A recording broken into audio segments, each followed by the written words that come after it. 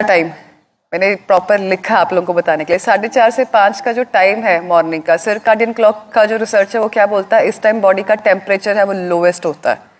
ठीक है, अब ऐसे में अगर आप एसी में सोएंगे तो आपको upper respiratory tract infection, sinus जैसी प्रॉब्लम, ठीक है, कोल्ड, कफ, रिनाइटिस, ये होने के चांसेस सबसे ज्यादा है।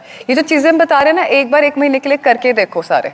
ठीक है, तो जो 4:30 से 5 का टाइम है, इस टाइम में अगर आप घर में एसी लगा रहे हो या आप तेज फैन में सो रहे हो तो बंद कर दो, बंद करके सो के देखो।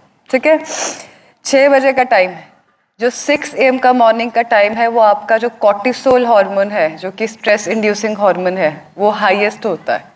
ऐसे में अगर आप बॉडी को रिलैक्स करने वाला कुछ भी एक्टिविटी करते हैं, जैसे कि मेडिटेशन हो गया, योगा हो गया, वो बॉडी को सबसे ज्यादा फायदा देती है। नेक्स्ट चलते हैं 7 से 9 बजे। 7 to 9 AM का टाइम जो है आपका जो वाइटल फोर्स है आपके स्टमक में होती है, पेट में। तो मैक्सिमम जो आपके डाइजेस्टिव जूसेस हैं वो 7 से 9 बजे के बीच में बॉडी में रिलीज होते हैं। तो 7 से 9 बजे के बीच में अगर आप दिन का पहला मील खाते हैं तो सबसे अच्छा डाइजेशन उसका होता है, सबसे ज्यादा उसका गुड आउटकम आता है।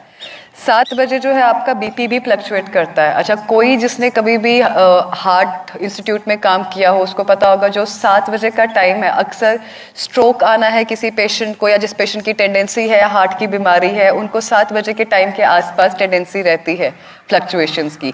तो ऐसे में अगर कोई आपके घर में पेशेंट है जिसको बीपी की प्रॉब्लम है या हार्ट डिजीज है या ऐसा कुछ भी सिनेरियो है, कोशिश करो कि उस इंसान को गुस्सा नहीं है। अगर कहते हैं ना सुबह सुबह क्या सड़ी सी बात कर दी, गुस्सा क्यों कर रहे हो, सुबह सुबह नहीं गुस्सा करते होते, कह देते हैं ना ऐसे, क्यों? क्योंकि जो 7 AM का टाइम रिसर्च क्या बोलती है, जो आपका वाइटल फोर्स है that is in your, that enhances your, that affects your cardiac activity and your BP. ऐसे में अगर पेशेंट कुछ भी ऐसा करेगा जिसकी वजह से वो गुस्सा खा के बीपी हाई करेगा, that can be harmful for his heart condition.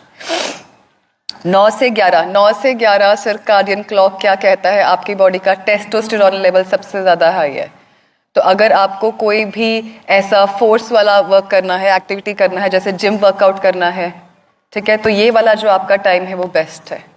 तो इसी तरह जो आपका दिन का सारा साइकिल है वो सर्काडियन के हिसाब से एक क्लॉक बना हुआ है।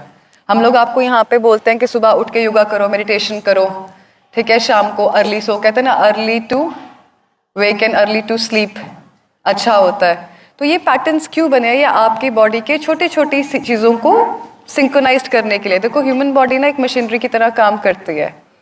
हर मशीनरी की सेटअप और डिफॉल्ट सेटिंग अलग अलग है। हम लोग यहाँ पे हर वो चीज कोशिश करते हैं।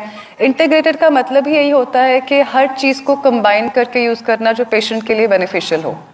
ठीक है, ऐसा नहीं है कि हम लोग पेशेंट्स को एकदम से बोल देते हैं कि आपका डायलिसिस स्टॉप कर दो, डायलिसिस बंद हो जाए।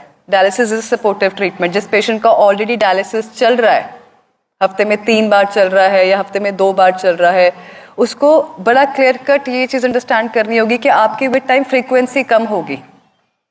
10 दिन में डायलिसिस बंद नहीं होगा। 10 दिन में जो है किडनी की फंक्शनिंग इंप्रूव होगी। किडनी की फंक्शनिंग इंप्रूव होगी तो धीरे धीरे जो डायलिसिस की रिक्वायरमेंट है टॉक्सिन्स को रिंस करने की, वो अपने आप ऑटोमेटिकली स्लो डाउन होती जाएगी। ठीक है जी। और इसका जो मार्कर है, आप लोग अक्सर क्रेटिनिन को लेके, यूरिया को लेके बॉदर करते हैं। ठीक है, जो आपका किडनी की फंक्शनिंग का मार्कर है वो आपका GFR होता है, जो है आपका ग्लोमेरुलर फिल्ट्रेशन रेट, कि आपकी किडनी कितना फिल्टर कर रही है। कैंसर के पेशेंट्स पे आ जाते हैं। कैंसर का पेशेंट है कोई हमारा यहाँ पे? कोई भी नहीं है। कैंसर की बीमारी कैसे होती है?